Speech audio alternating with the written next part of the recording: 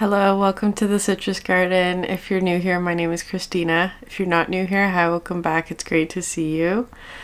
This is a general collective reading. There are no signs attached to it, so only take it if it resonates for you within the first couple of minutes. Otherwise, find a different video. So, I'm getting this message right off the bat about so just bear with me for a moment. There's a little bit of context that I need to go through. So in the Harry Potter movies, the conflict between Harry Potter and Voldemort, which if you're not familiar, I will just give you like a very brief overview where Voldemort is this evil wizard who wants to take control of the world. And he does so by trying to make himself immortal. And part of that process involved like splitting his soul into 7 pieces. And one thing that happened is that there was a prophecy saying that Harry would be, or that there was a child born at the end of July that would be Voldemort's downfall. So there were actually 2 children that were born at the end of July. Harry was one of them. The other was Neville Longbottom. And Voldemort was threatened by this prophecy and decided to kill the children before they could get a chance to grow up and destroy him. So Voldemort did that. He went to Harry's house, killed his parents, and then tried to kill Harry, but failed for some magical reason. But part of the process in that wounding was that piece of Voldemort's soul, because his soul had become so fractured, a piece of his soul actually became part of Harry. It almost became like a leech kind of energy. And the reason why this is coming through is because at the end of the series, because I think that this is something that sort of happens energetically as well when you go through wounding, especially if it's like in like very close relationships as well, or where you like exchanged a lot of energy, for example, where that person's soul, part of it perhaps, or like their essence, becomes attached to you, like it becomes part of your being in a sense, or anyways, I'm just gonna leave it like that because it could be somebody's going through like wound healing, or even after a wound has happened, like needing to remove the piece of Voldemort's soul that has been attached to Harry, which is really interesting because that's sort of what I'm getting for whoever this reading is for, needing to remove the aspect of somebody, like it's kind of like because it is kind of coming through with soul retrieval, but I feel like it's like that person who caused harm has actually left a piece of their soul, so like or energy, if you don't want to use the word soul because that feels a little bit too much, a piece of their energy or their aura or something like that in you is how it's feeling. So having to like almost like remove those aspects. It was also coming through like this, where it's, so say this was like a past relationship or something, and it's kind of coming through as being like there was like too much mirroring is how it's coming through, like a lack of individuation, or like 2 people who were like taking on too much of each other's characteristics. But I feel like in this case, one person was really dominant over the other is how it's coming through. So the dominant energy imposed their personality onto the other, is how it's coming through. So the process of removing that influence becomes a bit trickier, because it's like having to remember who one is, right? Like who you truly are, that kind of thing, apart from whoever that dynamic or relationship is. That's how it's coming through today. So I feel like that's a message for someone very specific. I'm going to pull cards to see what else wants to come through for this message. Like, it's kind of like somebody who didn't really know you that well. Somebody who perhaps thought they knew you, but didn't really know you that well, and said things sort of like, oh, like, we're the same, or we're in the same boat, or you're just like me. Which actually almost like erases your identity, is how it's coming through. It's not that you were like this person at all, but that's how they saw you, that you were the same as them. It's also kind of coming through like, okay, that's where this was leading. So back to that Harry Potter example. So there's a part in, so let's say that like I'm just using Voldemort and Harry Potter as a metaphor, right? If you're watching this, most likely you're the Harry Potter energy, and you're sort of like trying to remove that part of Voldemort's soul that's attached to you. And it's kind of coming through as like, let's say Voldemort comes back into your life. It's almost like they are perhaps coming back to you because they're attracted to that piece of their own soul that is still attracted, like attached to you, if that makes sense. So it's kind of like if somebody's returning in your life, that you want no like part of, like, you don't want to continue a relationship with this person. You don't want to like be connected to that person, but they're coming back. It's like there's still a part of their soul that they're trying to retrieve, or they're attracted to that part of your energy, which is actually theirs, if that makes sense. So that's how it's coming through. I feel like part of the process of the wound healing is knowing how to transmute that aspect. Like, so it could be some sort of like, it could be soul retrieval on your part as well, but it doesn't feel like that entirely. It just feels like separating your energy from what is not yours and returning it to sender, that kind of thing.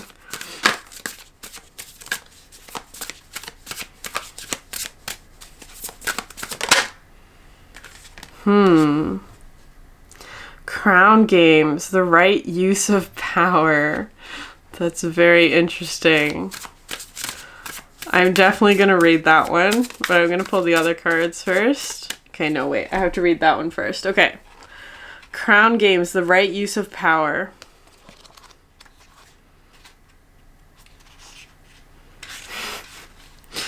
Okay, leadership, responsibility, accountability, the right use of power. There's a game of power played by all people, whether they're conscious of it or not. It concerns who has it and who doesn't, how to get more of it and not to lose that which you have, how to wield it wisely and not to get drunk with it and cause harm. These are the matters you need to ponder now that you find yourself in the crown game too.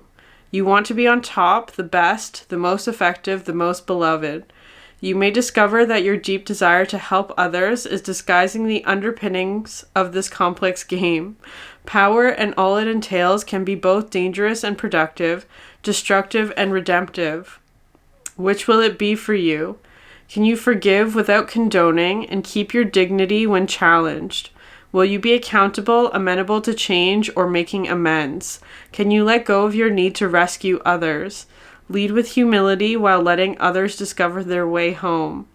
Now you're learning that empowerment comes with a price and a sacrifice for sovereignty. Now is a time to pick your battles, use strategy, and temper your reactions. You have the power to make a beautiful difference on behalf of others. Can you see power as a currency that you must spend judiciously? True power is stewarded wisely, for it is given from the divine, not from the ego. In all your relations, the greatest beauty is when power is shared. If you are in a higher position, it's even more important to be kind and respectful. Ask for guidance. It will come when you choose compassion over your own goals and desires. When you stop caring about who wears the crown, true success and influence appear for you. That's really interesting.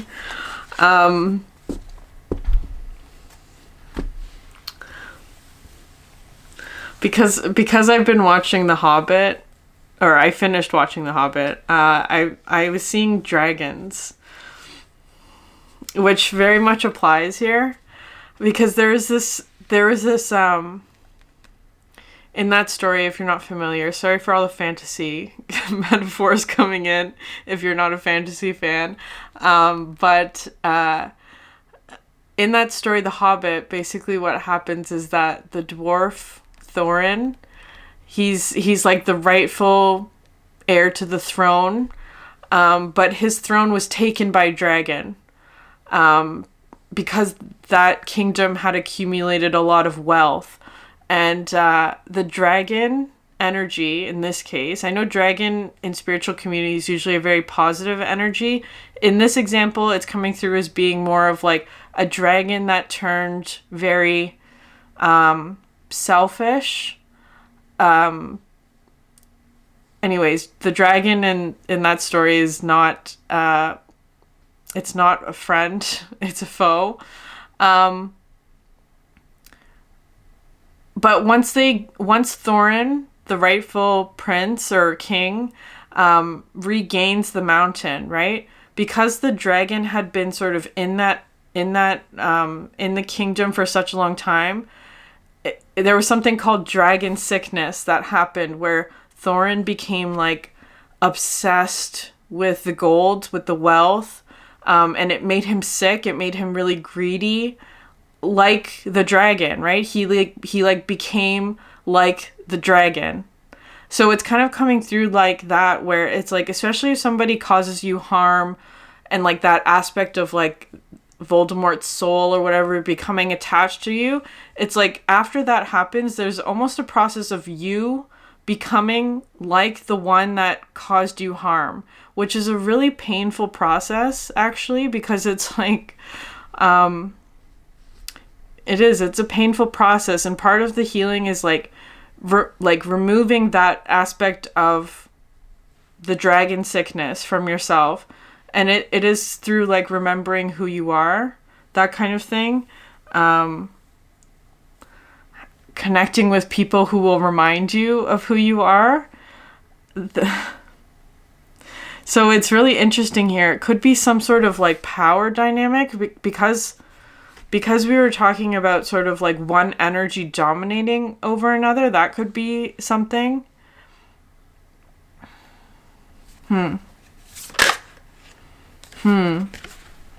Grace and generosity, the benefactor. It's interesting because it's talking about like with the dragon sickness, like,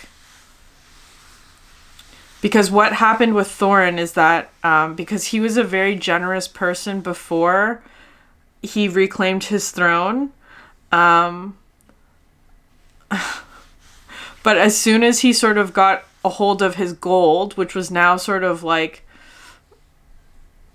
which had been sort of tainted or cursed by the dragon, he became not himself, very greedy. Like when people were knocking on his door for help and for him to honor his promise, he denied it, actually, which was like a really shocking moment in that story. So it's kind of coming through like that. Like maybe part of the energy here is about being generous with others in whatever that is. Like honoring a promise.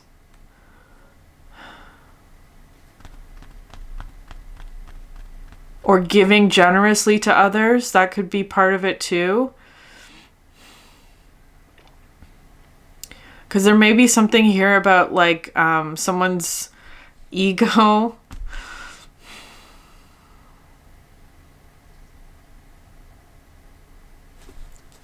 Interesting. There may actually also be hurt, like somebody's feeling hurt about something. That could also be part of the ego as well. Like protective energies. Like being protective of something.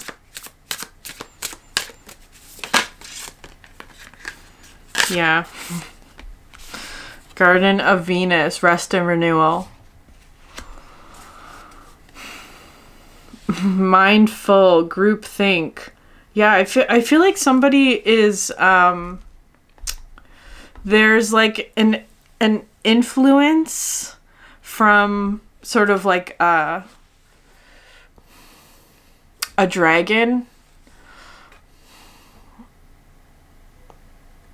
So perhaps somebody who had a lot of power, or perhaps somebody who was very like selfish, or didn't want to share with others, or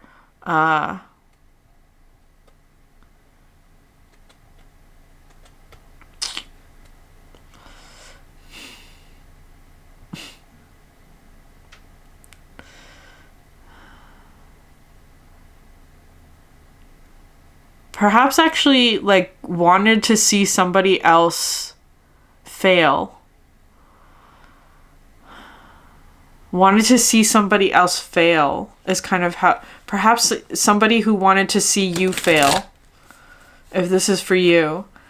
And so this is also part of the process, which I feel like is also a painful part of the healing process, is like that person who caused you harm, all of those things that that they did to you now becomes something that you want to do to another, or even to that person, perhaps, right? It becomes sort of like, that's sort of where the pain cycle repeats, where like if you've been hurt by somebody, if you're not conscious of it, it can cause you to cause harm to other people and things like that. And it just repeats, unfortunately. I'm seeing this as being like having to sort out what is really yours. What is really yours and what's not.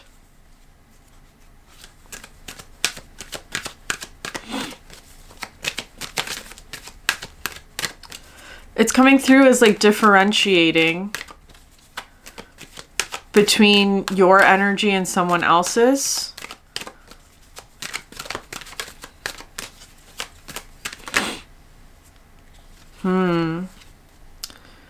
The dark moon, void.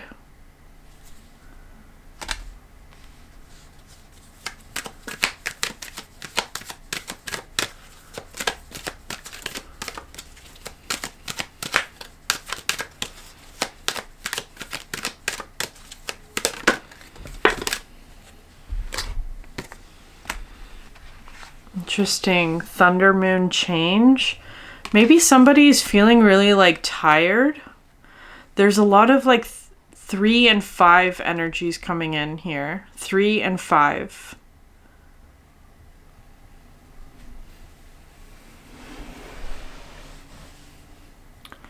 Perhaps there's like a communication energy coming in. Like communication that's going to help change something for you.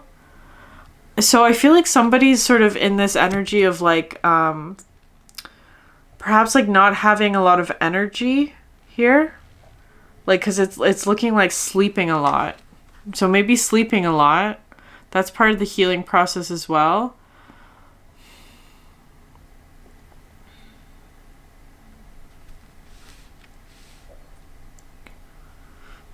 It's kind of coming through as like a feeling of emptiness.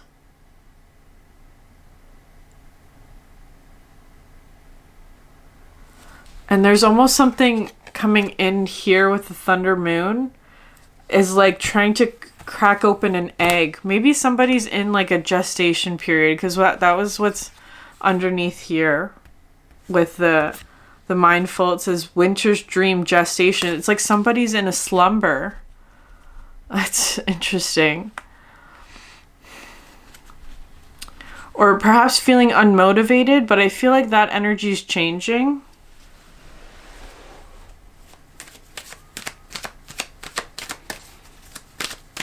There's a change coming.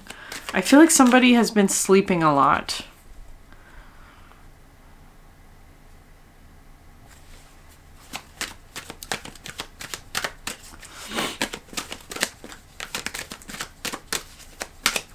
Especially with the rest and renewal as well, right? That is part of the process.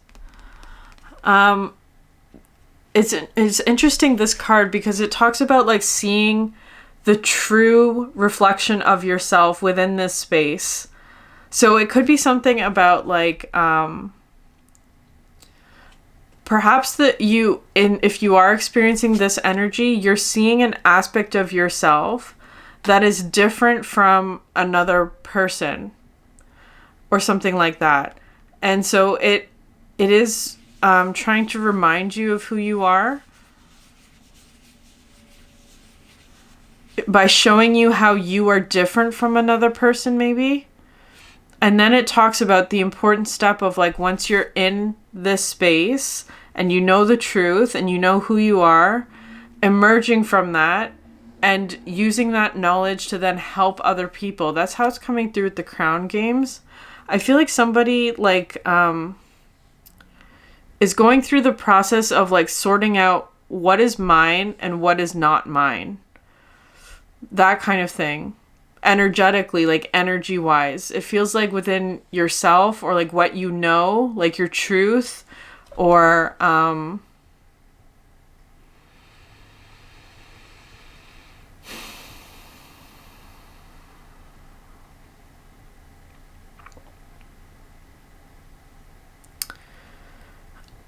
it feels kind of like the desires or projections from another person, where it's like, especially if it was like a relationship where one person maybe had more power over the other in whatever way that is. There was one energy that was more dominant, is kind of how it's coming through. And that more dominant energy tried to impose like, oh, you are the same as me. And so impose their reflection onto somebody else, when that perhaps was a very like harmful or difficult or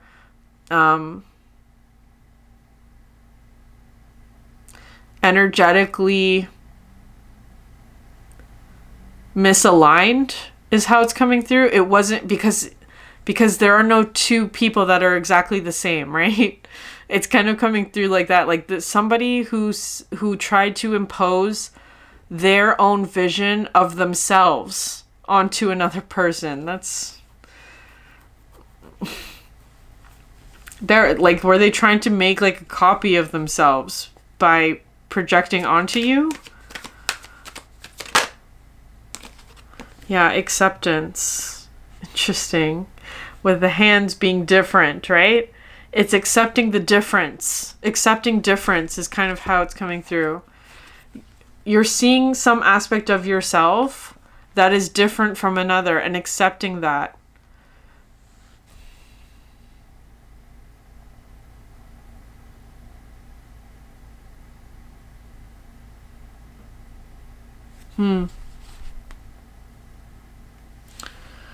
Bottom of the deck, we have growth.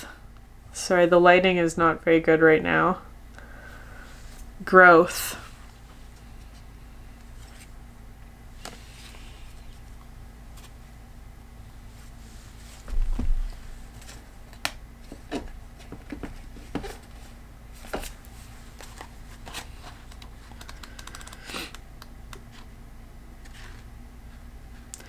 Reject stagnancy. To get unstuck, take action. The choice to grow should be made. Expect growing pains when making huge changes in your life. Change is a natural part of life and cannot be pushed against forever. Change should have aim and purpose. Be courageous. You will blossom. Think of a willow tree. Willows often grow on the sandy banks of highly shiftable and changeable rivers, yet they reach huge sizes, successfully growing and holding fast in an unpredictable habitat. How do you think they do this? When you see a young willow on the banks, for a long while it just looks like a feeble stick. It may have a few branches and leaves, but at first the trunk will be fine and flexible rather than robust. What we don't see immediately is the root base. The willow spends a lot of time establishing a veritable root city under the surface. These roots are long and strong and very numerous, finding their way into many nooks and crannies, holding onto rocks, other established tree roots, and anything that can help with their stability. These roots go off in all directions, thus securing their position just in case the earth begins to shift. Then and only then, once these root networks are established well enough, does the willow put its energy into further growth. The trunk begins to thicken and widen and harden and travel upwards to the sky. However, as they grow, the branches have little of the trunk's supportive thickness. They have instead the instruction that they must be flexible. Flexible means they can turn with the sun and survive punishing winds that might threaten to topple the rest of the tree. All of this growth is done with purpose and a divine strategy. The waxing lunar cycle calls for growth, but not growth without aim or purpose. When we understand our current position, accept it, and decide to change, we will naturally grow as people. We might experience some growing pains. After all, transformation of any kind is rarely completely easy and trouble-free. Having a strong intention of what the results of our growth will be helps with gaining the courage and resilience to move forward with our growth and into the eventual blossoming of our true self. That was a long description, but it kind of feels like there's like a significant period of like growing the roots that perhaps has happened, or is it in the process of happening? Like, because there was a lot changing, the roots needed a long time to grow, is how it's coming through. I feel like, though, there is sort of like a change coming in terms of this energy, because I feel like there's been perhaps stagnancy. Perhaps somebody's like feeling like the energy isn't changing. That's right in the middle of in the spread, though, underneath the grace and generosity, that perhaps in order to change something, there's an energy of giving more. Or is it that the universe is giving to you?